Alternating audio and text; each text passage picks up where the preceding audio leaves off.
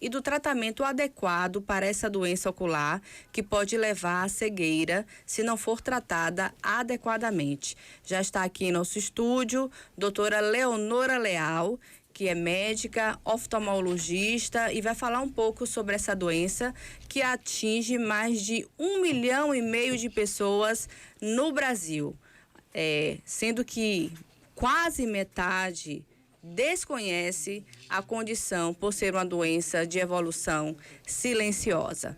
Bom dia, doutora Leonora, seja bem-vinda aqui ao Direto ao Ponto com Cristiane Mello. Bom dia, é um prazer estar aqui falando, justamente no dia em que comemoramos o Dia Nacional de Combate ao Glaucoma, de uma doença que tem um impacto tão grande, não só a nível de Brasil, como você bem mencionou, 1,5 milhão de pessoas, mas é preciso a gente ressaltar que, principalmente aqui na Bahia, devido a um dos aspectos que é a etnia, nós somos aqui na Bahia um estado com uma predominância grande de afrodescendentes, então aqui na Bahia esse percentual é ainda maior. Quem atende aqui na Bahia, Nordeste, sabe que esse impacto é ainda maior.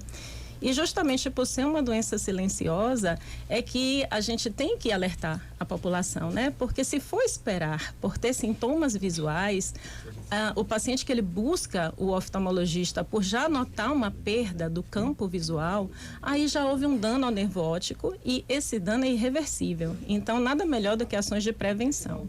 Então, falando sobre o glaucoma, o que é o glaucoma? Glaucoma é uma doença que afeta o nervo óptico e ele está basicamente caracterizado pela alteração da pressão intraocular, salientando aqui que existe também o glaucoma de pressão normal, mas então há um dano com perda progressiva de fibras do nervo óptico e isso impacta na redução do campo visual, bem insidioso, o paciente não vai se dando conta, inclusive ele vai se adaptando a essa perda, é uma doença que leva anos para a pessoa sentir sintomas, não é? Então, é preciso que ele faça acompanhamento regular. E, inclusive, se ele sabe que tem um familiar com a doença, quais são os fatores de risco? A herança. Então, quem já tem um familiar, principalmente familiar de primeiro grau, é importante estar atento. A alta miopia, ou mesmo miopia, Então, tem um parente com miopia, ou você mesmo tem miopia, é importante já, por isso só procurar. A gente sabe que algumas medicações podem levar a um tipo de glaucoma, chamado glaucoma secundário, que medicações, corticoide, por exemplo, Ele usado assim cronicamente pode fazer a pressão intraocular elevar. E a população, como eu falei, com etnia, Então, a população afrodescendente, a população asiática também, ela tem uma prevalência maior. Então, é preciso fazer um acompanhamento minimamente anual, com consultas periódicas, onde o seu oftalmologista vai fazer uma série de exames, vai avaliar seu nervo óptico, vai avaliar como é o seu campo visual, vai documentar tudo isso, e vai avaliar a sua pressão intraocular. É uma doença mais prevalente em idosos ou não tem classe, não tem idade, homem, mulher, criança, adulto? Me fala um pouco sobre isso. Veja bem, nós temos basicamente alguns tipos de glaucoma, O mais prevalente, ele é o glaucoma de ângulo aberto, O glaucoma, na verdade, há uma dificuldade ali entre a produção do humor aquoso, que é um líquido que o olho produz, e o seu escoamento, Então, há uma dificuldade nesse balanço. O olho produz mais do que escoa, Há uma dificuldade de escoamento e isso resulta no aumento da pressão intraocular. Salientando aqui sempre que existe o glaucoma de pressão normal. Mas vamos lá. Então, esse é o glaucoma de ângulo aberto. Existe um outro glaucoma chamado glaucoma de ângulo fechado, em que o paciente ele já nasce com uma alteração genética, em que esse ângulo ele é mais estreito.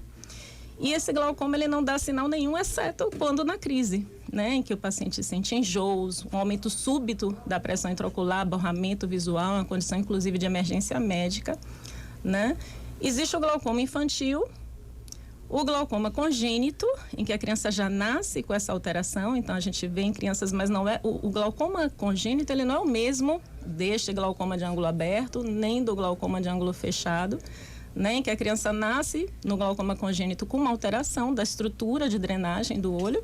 É um olho que vai aumentando de tamanho, a córnea ela tem um aspecto azulado, com pouco brilho, a criança lacrimeja muito, é muito fotofóbica, isso já nos primeiros dias de vida, É uma condição também urgente, que necessita de uma intervenção cirúrgica, basicamente, diferente do glaucoma de ângulo aberto. E temos o glaucoma secundário a medicações, secundário a traumas, né? Secundárias infecções, as uveites, né? Que são processos inflamatórios do olho. Então, o glaucoma de ângulo aberto, voltando à sua pergunta, que é o mais comum, ele tem uma característica de afetar mais o paciente a partir dos 40 anos, não é? Ele chega a ter uma prevalência de 10% em pacientes acima de 80 anos, né? Então, esse glaucoma, ele é mais prevalente no público com maior idade, né? Por isso que, assim, a nível de campanhas, a gente se preocupa principalmente com aquele paciente que vai próximo aos 40, então, a partir dos 30, 35 anos, a gente já começa a ficar interessado nesse paciente, quando a gente identifica que o nervo óptico dele é alterado ao exame básico. Mas não por isso vamos descuidar dos outros públicos, né?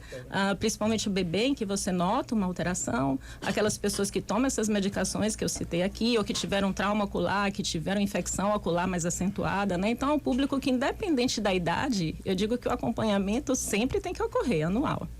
Importantíssimo isso, porque, então, desde o nascimento até a fase idosa, pode ocorrer o glaucoma. Porque né? existem diversos tipos de glaucoma, né? E cada um... A senhora falou um dos sintomas, que é a questão de náusea e vômito. Quais são os outros sintomas?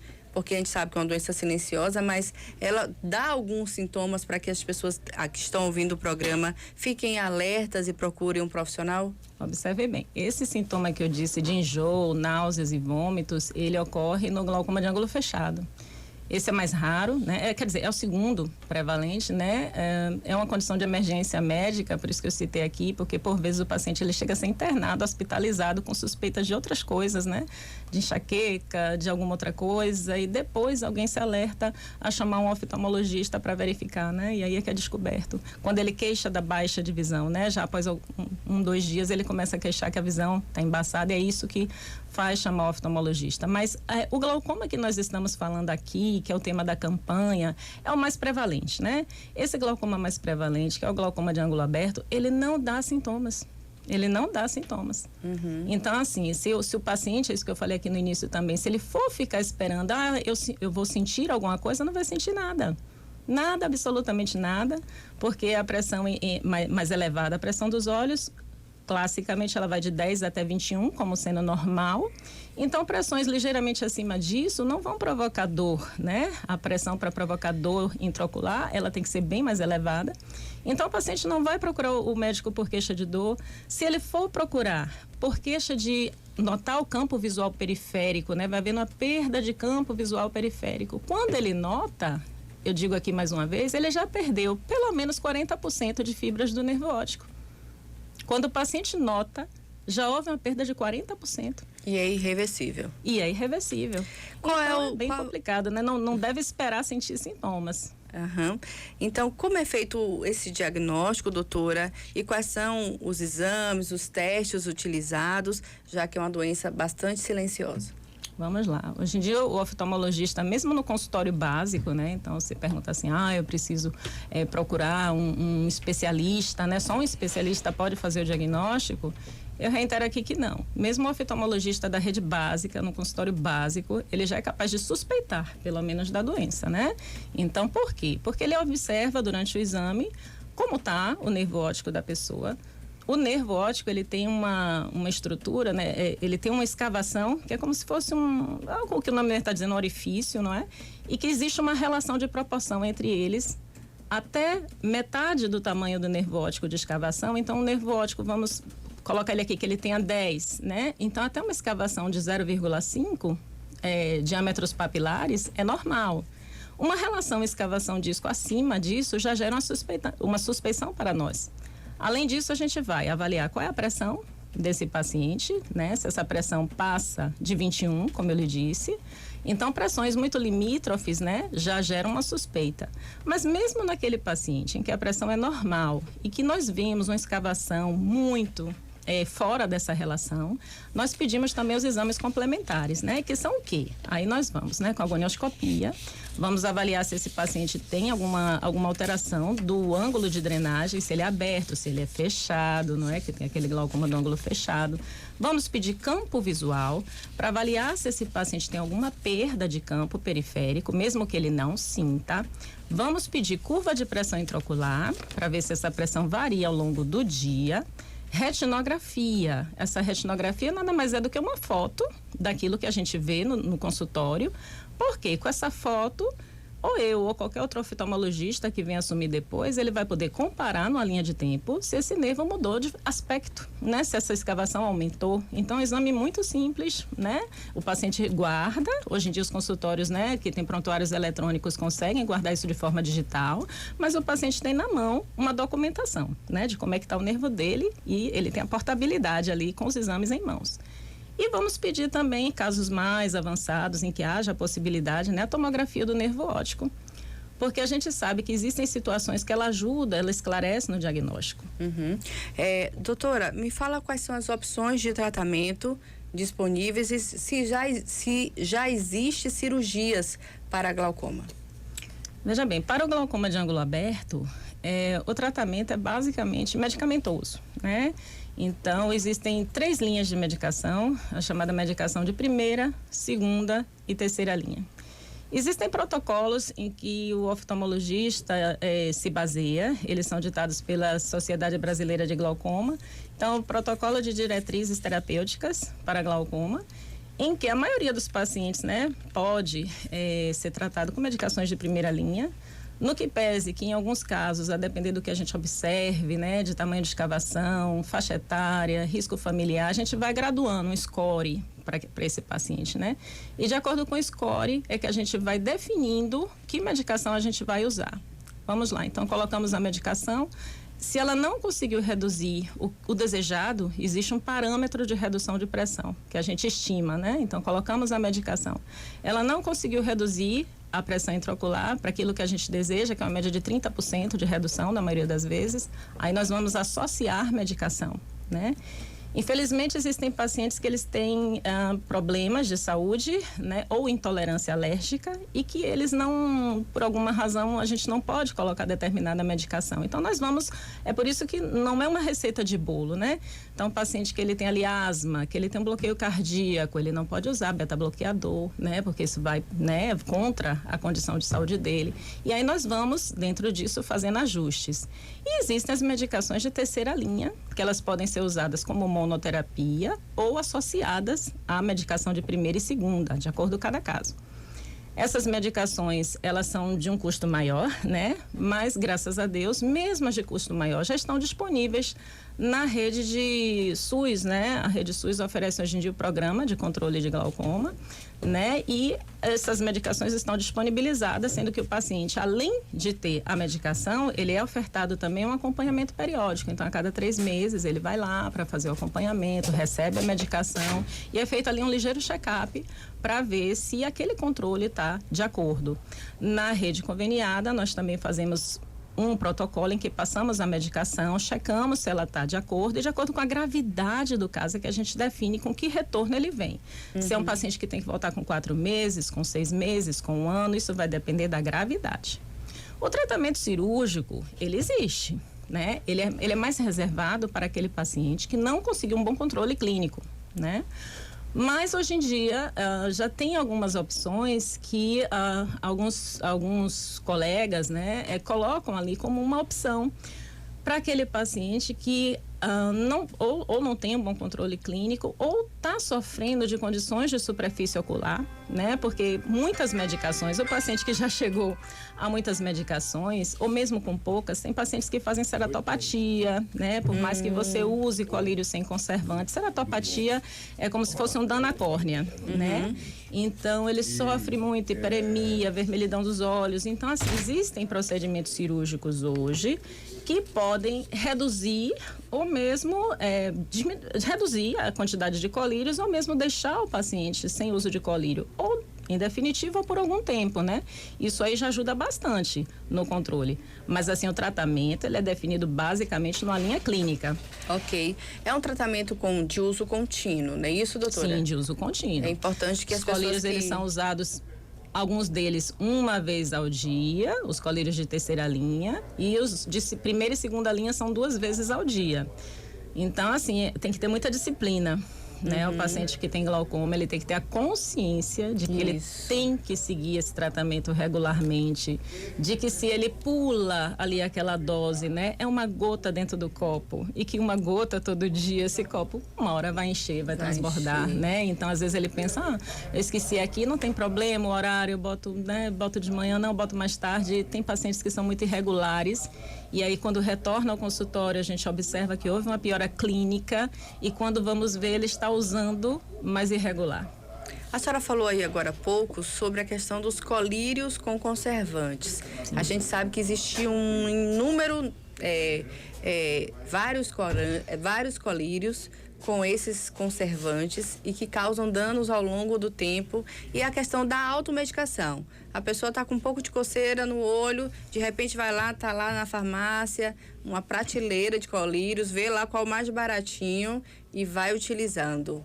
Isso pode trazer danos às vistas, ao olho?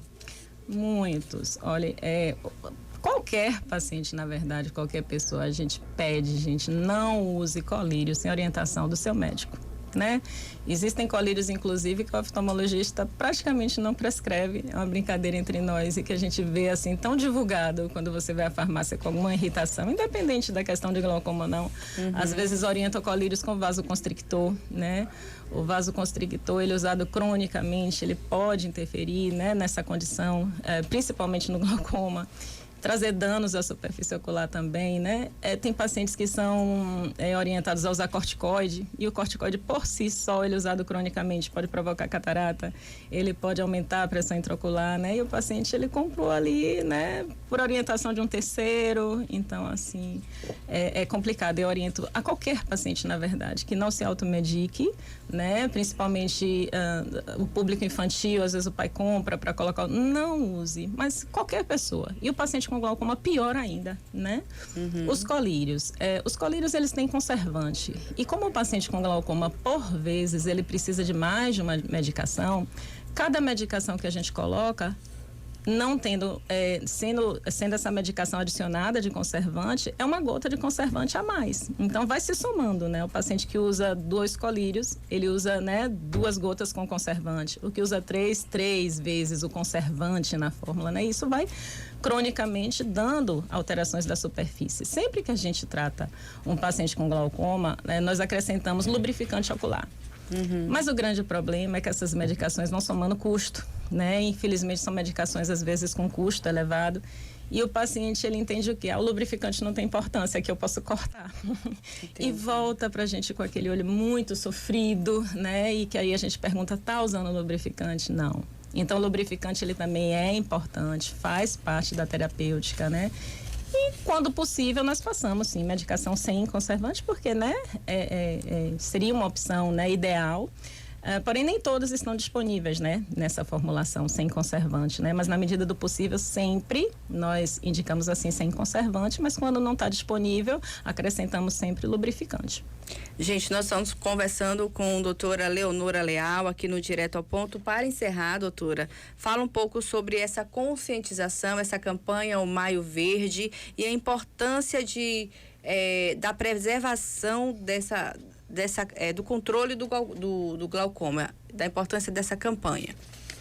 Olha, gente, eu acho que é muito importante. Eu não me canso assim, sempre que me chamarem eu fico aqui à disposição, porque acho que tudo aquilo que é voltado ao bem de saúde pública, né, tem que ser divulgado. Então, o glaucoma, ele é uma doença muito perversa. Eu digo que é uma das mais cruéis, né? Porque o paciente, ele vai ali perdendo a visão, ele vai se adaptando àquela perda, ele, quando procura, já é tarde. Então, que vocês se conscientizem, né? Principalmente se tem algum parente. Vamos lembrar aqui também de uma coisa, que os mais antigos, né? Eles não tiveram na sua família, por vezes eles não tiveram acesso a um exame oftalmológico, né? Então, assim, se você tem na família algum paciente que enxerga mal, mesmo que você não saiba o porquê, né? Pode ter sido por glaucoma. Algum familiar seu morreu cego, né? Ou é praticamente cego. Se é vivo, ainda dá para fazer avaliação para saber. Mas, se houve algum caso de baixa visão severa, procure o profissional, mesmo que não tenha nada, né? Então, assim, eu acho que a população, principalmente a nossa aqui no Nordeste, por essa mistura, né? Essa miscigenação que nós temos, independente, né? Ah, não, eu não tenho, mas tem. Aqui a miscigenação é muito grande, então eu acho que principalmente o nosso público deve passar por avaliação anual. O oftalmologista, ele não vai pedir nada que seja desnecessário, então pelo menos um primeiro check-up é importante que seja feito, né? Mas se você tem alta miopia, se você tem um familiar, né, que já sofre com baixa visão ou que já tem um diagnóstico de glaucoma, sofreu alguma dessas coisas, né? Uma pancada nos olhos, né? Sofreu um processo inflamatório mais acentuado, usa corticoide, então procure o seu colega, procure o oftalmologista. Nós estaremos aqui prontos para fazer a avaliação e lhe acompanhar. Nós estamos falando de uma doença que tem uma prevalência mais na população negra. No entanto, e asiática. No entanto, nós temos, independente do tom da nossa pele, nós temos um sangue negro. A miscigenação é muito grande, então aqui Bahia, então é importantíssimo esse diagnóstico. Doutora, quero te agradecer, quero agradecer a doutora Hermelino, que foi quem indicou a senhora. Um grande abraço. Muito obrigada pelos esclarecimentos e por ter separado esse tempo para prestar esse serviço à comunidade de levar essa informação, tá bom? Tá ótimo. Eu queria só acrescentar aqui que a Clion é sempre muito ativa. Em novembro, nós sempre temos uma ação que é o chamado Novembro Azul, né, em que a gente tem uma campanha grande em relação ao glaucoma. E agora, na ocasião desta comemoração do dia 26, um pouquinho antes, o pessoal da UFES, da LCDV, que é uma liga estudantil da UFES, fez uma ação junto com a Clion, com os residentes da Clion, atendendo e fazendo uma triagem nos funcionários e estudantes em relação ao glaucoma. Parabéns, viu? Um grande abraço. Agradecer também aos nossos parceiros, União Médica, com você em todos os momentos. Café 2 de Julho, aquele que aquece o seu coração. Biosalgante, o primeiro salgante brasileiro 100% livre de sódio. Acesse o Instagram Biosalgante, @Biosalgante, e saiba mais sobre este produto.